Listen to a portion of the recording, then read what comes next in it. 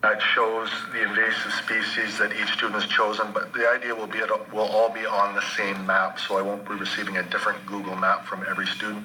All our information will be on one map. To do this, you'll need your KPR students account. All of you have a Gmail account with your KPR students email address. So you can log in clicking on this up here. You can see my email address here. You will enter in your own KPR students email address and you'll have access to this map. And you'll be able to edit it. As a result of that, you do have editing privileges to be able to add your own information. Just be careful that you don't delete or alter anyone else's. This link over here shows you all the different Google apps. You won't necessarily need those for this assignment, but one of those is also My Maps, which you can use to duplicate this kind of exercise. You'll add a layer to start with over here. Click on Add Layer and then give that layer your name. So down here where it shows up, you just click on this and you can rename it and give it your name, and then we'll give a point to that as well.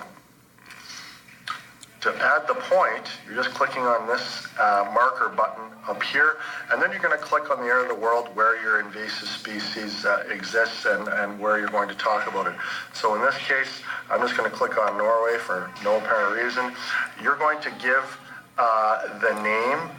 First of all, you may want to give your name again so that I know who to attribute the work to, and then the name of the invasive species. Then down here, you can add the necessary information for your invasive species. You can also add a image of your invasive species, which is part of this assignment as well.